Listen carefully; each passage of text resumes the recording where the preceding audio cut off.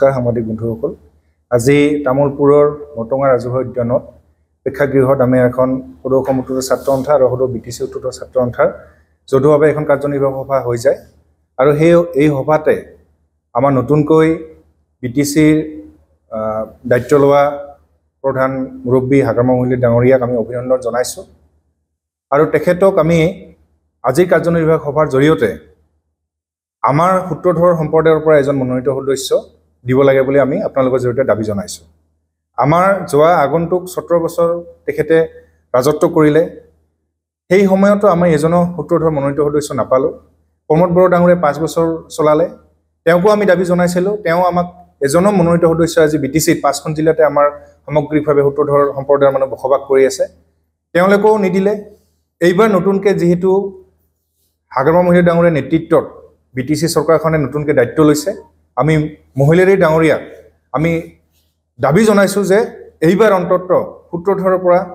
বিটিচিৰ সামগ্ৰিক উন্নয়নৰ কথা লক্ষ্য ৰাখি এজন মনোনীত সদস্য যাতে তেওঁ প্ৰদান কৰে এইখিনি আমি দাবী জনাইছো লগতে আমাৰ দীৰ্ঘদিনীয়া দাবী এটা আছে উপগ্ৰহ সাহিত্য পৰিষদৰ উন্নয়ন পৰিষদ আমাৰ যেতিয়া মুখ্যমন্ত্ৰী সৰ্বানন্দ সোণোৱাল ডাঙৰীয়া আছিল তেখেতৰ লগতো আমি বহুবাৰ আমি বহিছিলো তাৰ পিছত মুখ্যমন্ত্ৰী হিমন্ত বিশ্ব শৰ্মা ডাঙৰীয়া আহিল তেখেতৰ লগত 4বাৰকৈ আনুষ্ঠানিক আলোচনা হ'ল আনুষ্ঠানিক আলোচনাৰ পিছত তেখেতে এটা কথাই কৈ থাকে যে আপোনালোকক উন্নয়ন পৰিষদখন দিয়া হ'ব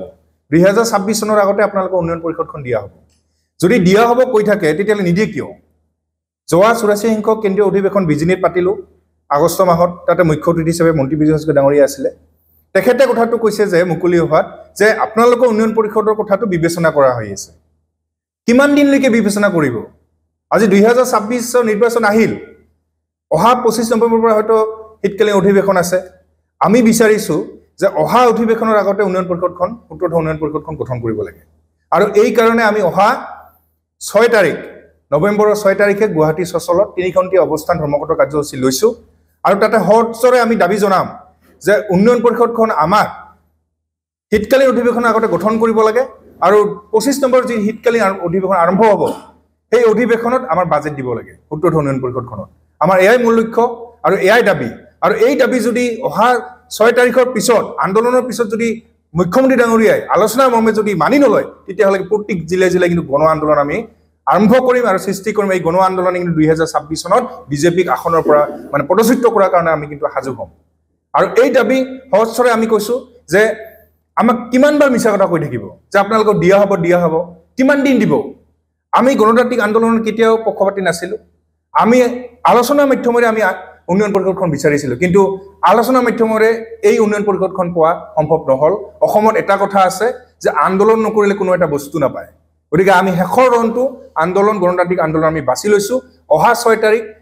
গুৱাহাটী চচলত 3খন্তীয়া অৱস্থান ধৰ্মঘট সদৌ অসম উত্তৰ ছাত্ৰ সন্থা তথা বিটিচি উত্তৰ ছাত্ৰ সন্থাৰ যৌথ উদ্যোগত আমি 3খন্তীয়া অৱস্থান ধৰ্মঘট কাৰ্যসূচী ল'ম আৰু এই কাৰ্যসূচীতে মুখ্যমন্ত্ৰী ডাঙৰীয়াক আমি দাবী জনাম যে উন্নয়ন পৰিষদখন অতি শীঘ্ৰে অহা শীতকালীন অধিৱেশনৰ আগতে গঠন কৰিব লাগে আৰু বাজেট অধিৱেশনত আমাৰ বাজেট সূত্ৰধৰ উন্নয়ন পৰিষদৰ কাৰণে দিব লাগে